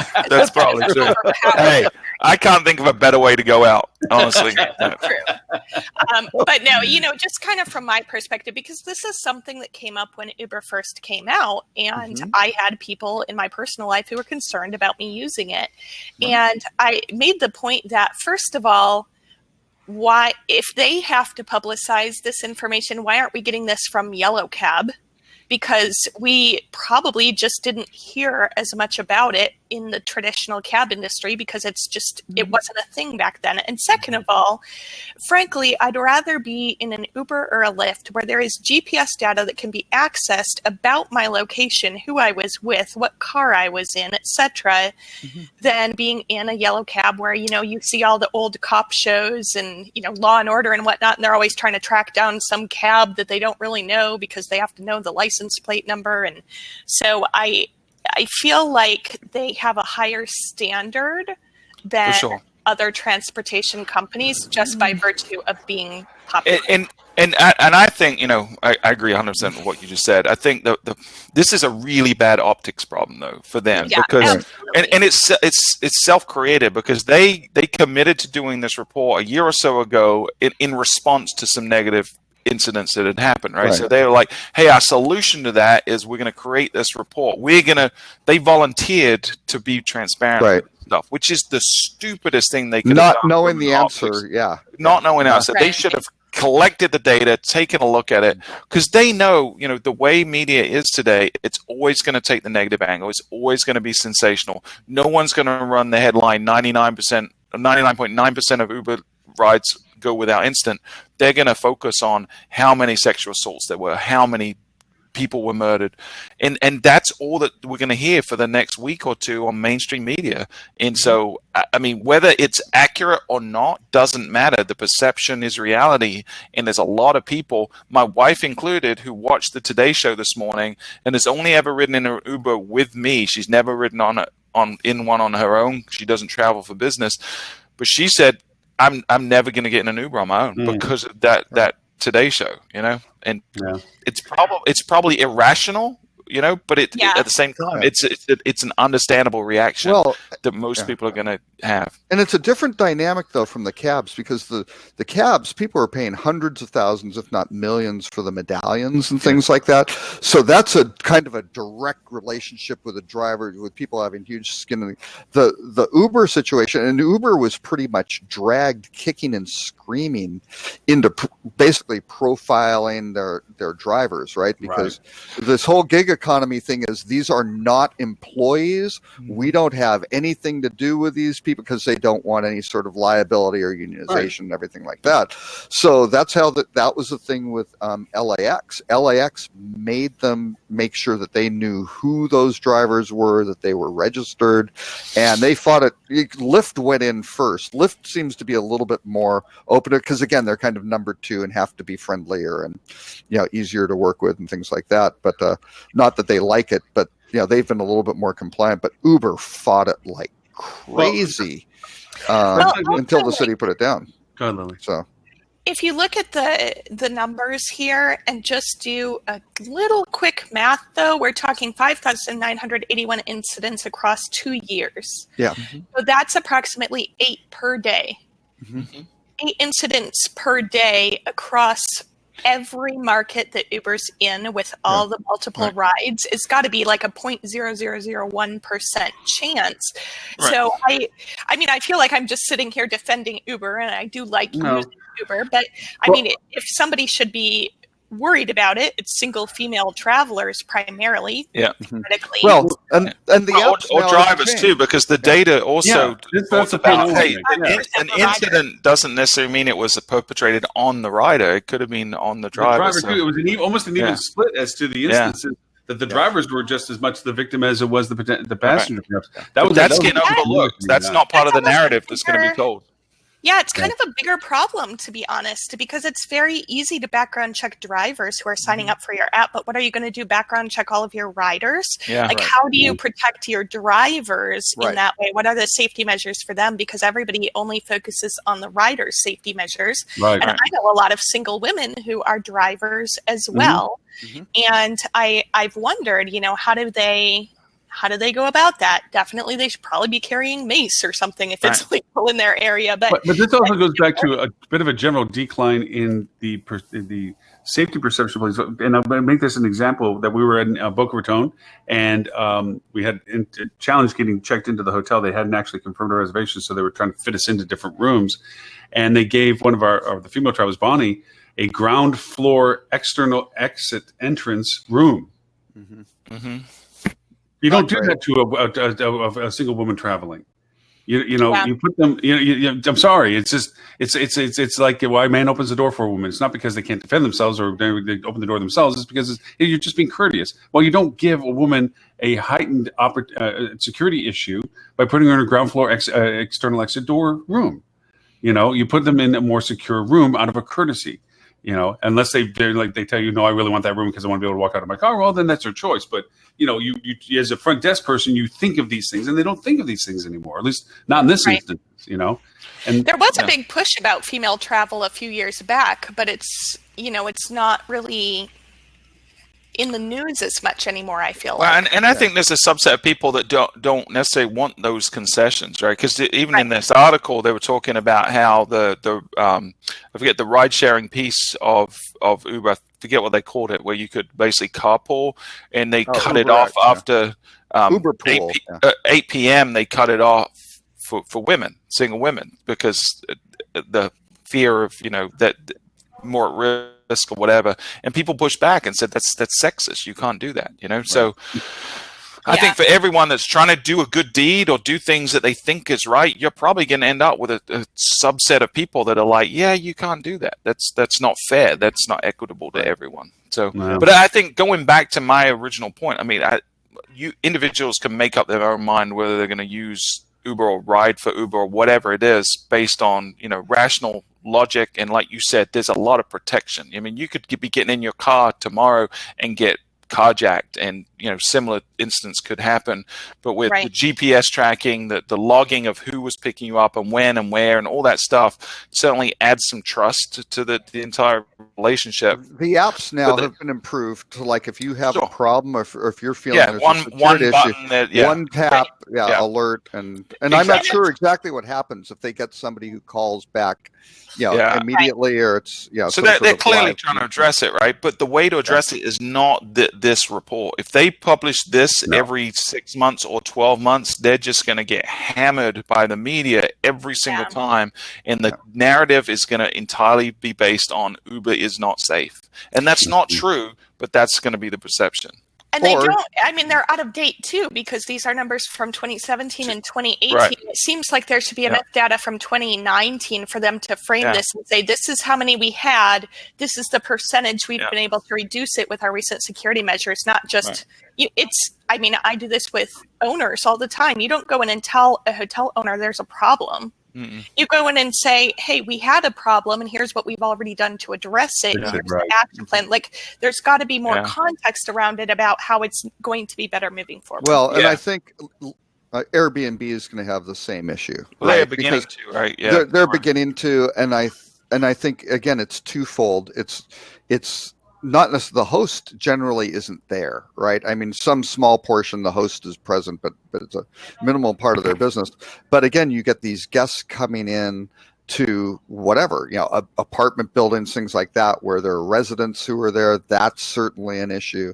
Or the residents of those buildings with, here's someone who's, a visitor into it, right? And I think that's a much trickier aspect, because you don't have the tightness of the app with the GPS control and they were picked up at this point and it was matched this driver to this passenger and things like that. So I think Airbnb winds up with potentially greater exposure on this. And they've come out, their approach is a little different. And I would say Airbnb does a much better job of PR than Uber does, right? Much more proactive. Their PR is very good, because they've navigated a lot of really dodgy things very, very well, whereas Uber has just trodden in it every time they could.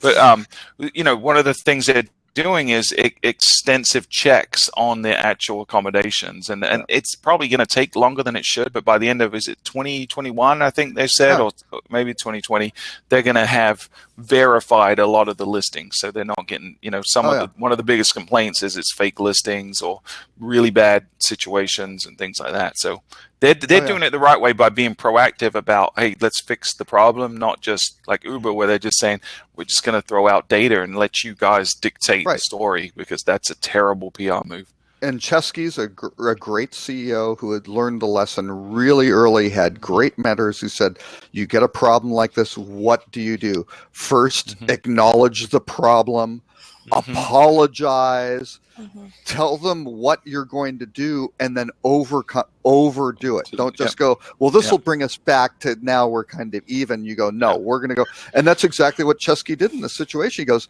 you know what? We got these 7 million. We're going to check every one.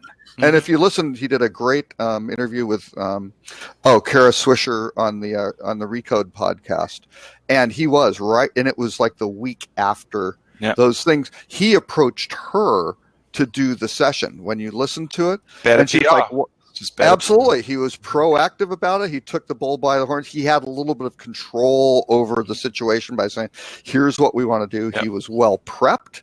And it came out, and it was just kind of like, wow, that's how you handle it. Yep. Right? Yeah. So now, did you impressive. see that, kind of on that whole topic of people stepping down and Airbnb, that their COO is stepping down? Oh, yes. Yeah. Yep. So right before the IPO, which is interesting. Yeah. Right. So I'm wondering if that's almost a PR move. And she was a really big play. She was a big player and very important in their development. I mean, Chip Conley, between her and Chip Conley, she really trained the founders on here's how you operate this thing and make it go. So yeah, I don't know. It's interesting. But again, Chesky seems to be doing all the right stuff in terms of how he's handling this, how they're managing it, and developing it. Dara marched into Uber, and yes, he's going to make a fortune from it. But boy, that picking up for where Travis left it and turning that monster around, let alone trying to figure out a path to profitability. That's a tall order. So I mean, he's walked into a really bad optics problem initially, and I would say that the optics isn't any better today than when he took over, and that should be one of his top priorities. Yeah, I think it's acknowledged that he's a better guy than Travis and a better CEO and an adult in the room and everything like that. But it's still these huge problems, and you're like, hey, you've been there for 18 months. Did you clean up the mess? And it's like, I got the hazmat suit on, and we've, zone 1 and 2 are clear, but we got 12 more that we gotta go work on. So, I don't know. That's tough. Well, guys, I got ahead. Yep.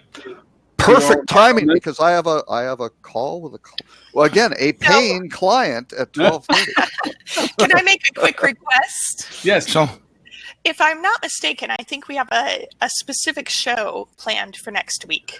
We do. Right? We do. Yes, we do. It's Ladies' Hour. It's literally Ladies' Hour.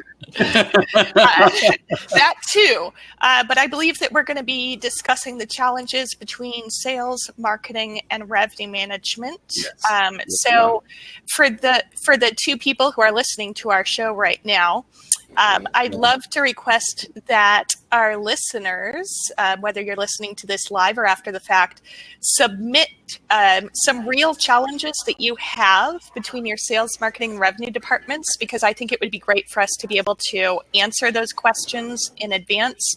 That way, if you can't make the show, you can catch it after the fact. But I think that would make it really interesting, and for us to be able to provide value to our listeners to actually tackle real challenges that they're facing right now versus our perception of their challenges. So if one wanted to submit a question, where would they do such? Do you want to give out your email? Yeah. Or Lauren's? No. I'll put it, you can send it to info@hospitalitydigitalmarketing.com, or you can send it directly to me, Lauren, at hospitalitydigitalmarketing.com, and I'll add it to the agenda list of things that will be our topic list for the day's conversation. And so can the boys be involved on Ladies' Night? Is that allowed? We just have to be on mute. They can heckle in the audience. Are the boys allowed to be involved on Ladies' Night? Gentile. Stuart, you have to cross. We'll be doing guffaws. We'll be doing. Stuart, if you cross dress, it's fine. And I know it's a Friday instead of a Saturday, so it's a little bit of a change up for you, but that should be okay. Yeah, sounds good. And the way I'm working with my clients on this particular issue, and what we have, Rock Cheetah has a special 20% off. We are offering an octagon. I mean, this is like a UFC grade octagon for your staff meetings, and you put in revenue management and sales and marketing in there. And you hang like weapons up on the top? Do you put like little cage weapons up on top? That you have no. We're trying to keep the cost down. So if you just bring your own folding chairs, that works really well. We found. Well, good. Okay. With that in mind, Robert, you get to go first as to if people want to know more about this amazing Octagon feature. And the coupon code is Hospitality Digital Marketing Christmas special 20% offer. And if you just enter in that URL, you will be able to find it. Lauren set that up for me. Thank you so much. I like the URLs. They're my favorite. Exactly. So rockcheetah.com or at Robert J. Cole is where you can find me. So, Ms. Mockerman, where is it they can find you? And a little bit so that people get more and more familiar with you. What is it you do so that they know why they want to find you? Sure. So I am Lily Mockerman, CEO of Total Customized Revenue Management, better known as TCRM, and founding partner of ThinkUp Enterprises, with a website to be launched here in just a couple weeks now. And we do all things revenue management. We can fill a role for you temporarily. If anybody wants us to do some holiday coverage, we have some great specials out right now for holiday coverage for hotels.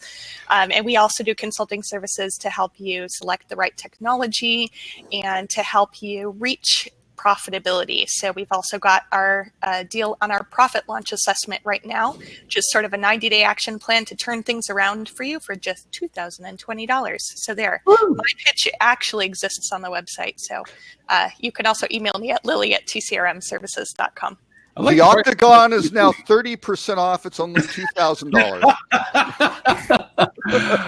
And speaking about technology you want to have, Mr. Stuart Butler, where is it they can find you, sir? You can find me at the mothership, which is fueltravel.com. They can listen to our award-winning podcast at fueltravel.com/podcast, or anywhere you listen to those things in your ear holes. And if you want the world's greatest mobile-friendly booking engine, which converts better than Synexis or TravelClick, then go check it out. You broke up. Nope, say that again. Yeah, I did get the URL out again because you froze for a second. Fueltravel.com. That's excellent. Go get it. Yep. Okay, well, we're getting to the point where the website will change for the show. Right now, you can see this and all previous 225 episodes of hospitalitymarketing.com, hospitality marketing, at hospitalitydigitalmarketing.com/live. That is going to be changing to a new website by the end of the year, launching in 2020. Also, we have launched to compete with the award-winning. Actually, it's not even really competition; it's just different content. It's that's the thing about podcasts. Complement each other. It's adding more content. Yeah. But to be in the arena with the award-winning podcast from Fuel Travel, we have relaunched actually, the Hospitality Marketing Podcast. It used to be Hospitality Digital Marketing Podcast. Now it's Hospitality Marketing Podcast. And we're keeping concurrent with the show's episode count on ours. So we do a quick recap of this show, plus a lot of content that we didn't either reach to or other items that we just wanted to make in a short podcast of 20 to 30 minutes. So that's also launched. And we also have our Monday podcast yet? Did it get on the Apple yet? It came up. It shows that it's on Stitcher now. It's on Google Play. Okay. And there's this one platform I'm not familiar with, but it's called Big Wave or something. It's there. I'm going to go back to that, hoping that they finally indexed on Apple. And what we're talking about is that there's AppSumo had a software offer for podcast.co. And the cool part about the platform is when you click a button, it'll submit the podcast out to all the platforms it has connections to. So, but it takes like a week or two for it to actually happen. So it's been a slow process. I'm going to go. See you guys later. Robert. We'll talk to you soon. Bye, Robert. Bye. We will see everyone next week for this highly touted dominance of intelligence in our ranks. We're finally going to have a really smart dialogue. I think Holly said she's definitely going to be there. Steph's going to be there. Lily, you're going to be there. I'm trying to drag Valen from Nor One to come in because she's absolutely brilliant, and it's been way too long that we haven't had her on the show. Darlene was with us earlier today. She's also brilliant. I mean, honestly, we can have as many talking heads as we want, but I really am, to your point, looking forward to the conversation of the convergence of the disciplines, the real nuts and bolts discussion of what needs to go between the different segments in a very realistic, actionable. I can promise from the show, people are going to walk away with things they should literally do as soon as they sign off. So I think it's going to be a great show for that. And then, like I said, Robert curates the list. Hopefully we'll be having such a great conversation like we've had before. Sometimes we don't even hit the list. So I'm looking forward to that. Well, just one thing for next week, we're just going to have to mute Ed so that the ladies can talk. Oh, yeah. Well, and Robert and me. And yeah, pretty much. Yeah. Yeah. We'll let you in because you're courteous and polite and kind and don't talk over us. All the rest of us folk have to go off in quiet mute land. All right, guys. See you later. All right. So, thank you, everyone. We'll talk to you all next week. Bye.